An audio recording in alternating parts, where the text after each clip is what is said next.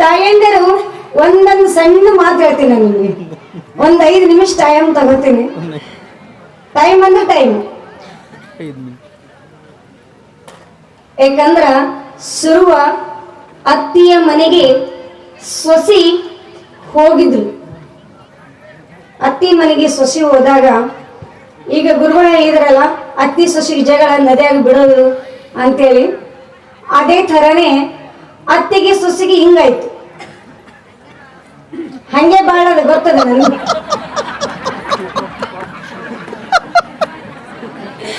ಅತ್ತಿ ಸೊಸಿಗೆ ಬಹಳ ಜಗಳ ಆಯ್ತು.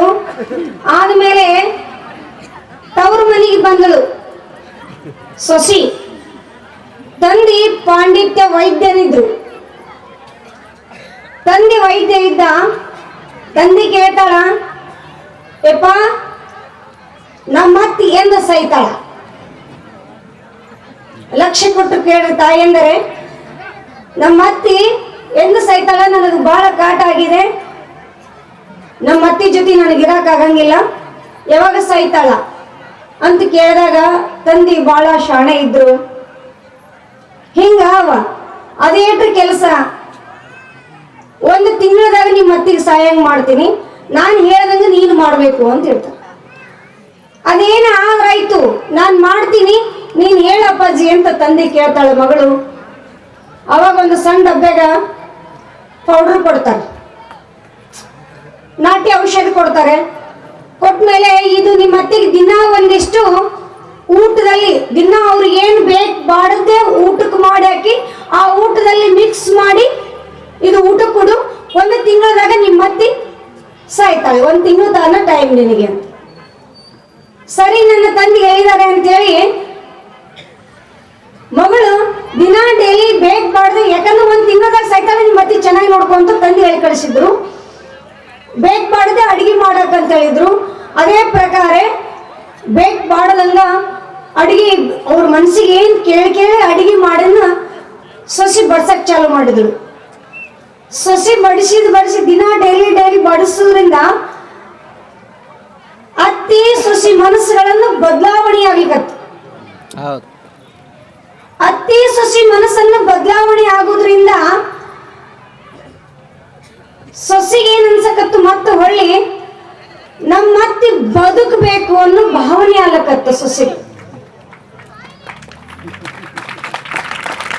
ಯಾಕಂದ್ರೆ ಅತ್ತಿ ಸೊಸಿ ಪ್ರೇಮತೆ ಬಾಂಧವ್ಯ ಒಂದಾಗ್ಲಿಕತ್ತು. ಒಂದಾದ್ರೆ ಸೊಸಿಗೇನ್ ಚಿಂತೆ ಆಗ್ಲಿಕತ್ತು, ಮತ್ತೊಳ್ಳೆ ನಮ್ಮ ಅತ್ತಿ ತಿಂಗಳ ಹತ್ರ ಹೆಂಗ್ ಬರ್ತದ ಹಂಗ ಚಿಂತೆ ಜಾಸ್ತಿ ಆಗ್ಲಿಕತ್ತು. ಮತ್ತೆ ಹಿಂಗ ನಮ್ಮ ಅತ್ತಿ ಬದುಕಬೇಕು ಅಂತೇಳಿ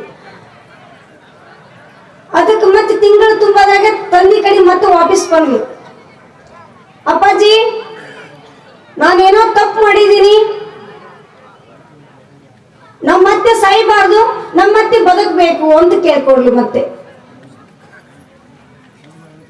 ಅದಕ್ಕೆ ತಂದೆ ಹೇಳ್ತಾನೆ, ನಿಮ್ಮತ್ತೆ ಸಾಯಂಗನ ಔಷಧ ಕೊಟ್ಟಿಲ್ಲ, ನಿಮ್ಮತ್ತೆ ಚೈತರಿಸುವಂತ ಔಷಧ ನಾನು ಕೊಟ್ಟಿದ್ದೀನಿ ಮಗಳೇ, ನೀವು ಅತ್ತೆ ಸೊಸಿ ಒಂದಾಗಿರ್ರಿ ಅಂತ ತಂದೆ ಹೇಳೋದ ಮೇಲೆ ಇಬ್ರು ಅತ್ತೆ ಸೊಸಿ ಆನಂದವಾಗಿದ್ರಂತೆ. ಹೆಂಗಂತಂದ್ರೆ ನಾವು ತಂದೆ ತಾಯಿ ಏನ್ ಮಾಡ್ಬೇಕು ಅಂತಂದ್ರೆ, ಮಕ್ಕಳು ಏನೋ ತಪ್ಪು ಮಾಡಿರ್ತವೆ, ಅತ್ತಿ ಸೊಸಿ ಕೂಡ ಜಗಳ ಮಾಡಿ ಮನೆಗೆ ಬಂದಾಗ ನಾವು ತಾಯಿ ತಂದೆ ಏನ್ ಕಳಿಸ್ಬೇಕು ಮಕ್ಕಳಿಗೆ ಸಂಸ್ಕಾರ ಅಂತಂದ್ರೆ, ಅತ್ತಿ ಸೊಸಿ ನೀವು ಒಂದಾಗಿರ್ರಿ ಅಂತ ಕೇಳ್ಬೇಕು. ಆಕಿ ಯಾವಾಗ ಕೆಂದಳ ಅಂತ ಕೇಳ್ಬಾರ್ದು. ಈಗ ನಾವು ತಾಯಿ ತಂದೆ ಹಂಗ್ ಮಾಡಂಗಿಲ್ಲ. ನಮ್ಮ ಮಗಳು ಅಳ್ಕೋತ್ ನಮ್ಮ ಮನೆಗೆ ಬಂದ್ಗಳಂದ್ರೆ ಎದ್ರ ಸಂಬಂಧ ಅಂತ ಕೇತ್ ನಾವ್ ಎಡಕಾರ್ಸ್ ಕೇಳ್ತೀವಿ. ಆ ಮಾತು ದಯವಿಟ್ಟು ಯಾರನ್ನು ಕೇಳಬೇಡಿ. ಯಾಕಂದ್ರೆ ನಿಮ್ ಮನೆಗೂ ಒಬ್ಬಾಕಿ ಸೊಸಿ ಬರ್ತಾಳೆ, ಅದು ಗಮನದಲ್ಲಿ ಇಟ್ಕೊಳ್ಳಿ. ಅವ್ರ ಮನೆಗೆ ನಿಮ್ಮ ಮಗಳನ್ನು ಇನ್ನೊಬ್ಬರ ಮನೆಗೆ ಕಳಿಸ್ತಿದ್ದೀರಿ, ಆ ಮನೆಯ ಮಗಳು ನಿಮ್ ಮನೆಗೆ ಬರ್ತಾ ಇದ್ದಾಳೆ. ಆ ಮನೆಯ ಹೆಣ್ಮಗಳು ಇಲ್ಲಿಗೆ ಹೋಗ್ಬೇಕು, ಇಲ್ಲಿದ ಹೆಣ್ಮಗಳು ಅಲ್ಲಿಗೆ ಬರ್ಬೇಕು. ಎಲ್ಲರೂ ನೀವ್ ಯಾವತ್ತು ಒಂದಾಗಿ ಮನೆ ಅತ್ತೆ ಸೊಸಿ ಒಂದಾಗಿ ಯಾವತ್ತಿರ್ತೀರಿ, ಅವತ್ತು ನಿಮ್ಮ ಮನೆ ನಂದಾದೀಪ ಆಗಿ ಬೆಳಗ್ತೀನಿ ಅಂತ ಸಾಕ್ಷಾತ್ ದೇವ್ರು ಹೇಳ್ತಾರೆ.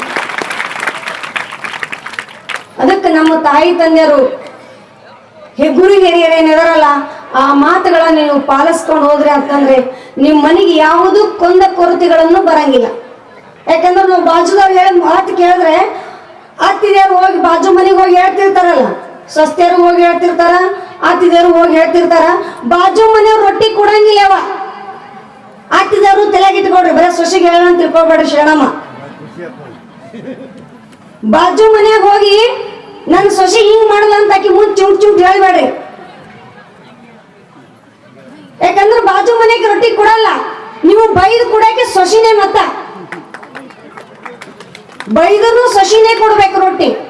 ಬಾಜು ಮನೆಗೆ ರೊಟ್ಟಿ ಕೊಡಲ್ಲ. ಆಕಿ ಒಂದು ಹೇಳಿ ಹೋತಾಳಕಿ ಹೊಟ್ಟೆ ತುಂಬಿಸ್ಕೊಂಡು. ಆ ಮಾತನ್ನ ಕೇಳಬೇಡ್ರಿ. ಬೇರೆದವ್ರಿಗೆ ಕಿವಿ ಮಾತುಗಳನ್ನ ಹೇಳ್ತಾರಲ್ಲ, ಚಾಡಿ ಮಾತು ಕೇಳಬೇಡ್ರಿ. ನಿಮ್ಮ ಮನೆ ಸಂಸ್ಕಾರ, ನಿಮ್ಮ ಮನೆಯಲ್ಲಿ ನಿಮ್ಮ ಎಲ್ಲರ ಮನೆಯಲ್ಲಿ ದೀಪದ ತೆಳಗೆ ಎಲ್ಲರ ಕತ್ಲಿದ್ದೇ ಇದ್ದಿರ್ತದ. ಎಲ್ಲರ ಮನೆಯಲ್ಲಿ ಜಗಳಗಳ ನಿದ್ದೆ ಇದ್ದಿರ್ತಾವ. ಆ ಜಗಳಗಳನ್ನ ಅಲ್ಲೇ ನೀವು ಬಿಟ್ಟು ನೀವು ಮುಂದಿನ ಜೀವನ ಮಾಡಿದ್ರಿ ಅಂದ್ರ ನಿಮ್ಮ ಜೀವನ ಸೊಗಸಾಗಿ ಇರ್ತದಂತ ಒಂದು ಮಾತನ್ನು ಹೇಳಿ ನನ್ನ ಒಂದೆರಡು ಮಾತುಗಳನ್ನ ಗುರುವಿನ ಪಾದಕ್ಕೆ ಅರ್ಪಿಸುತ್ತೇನೆ.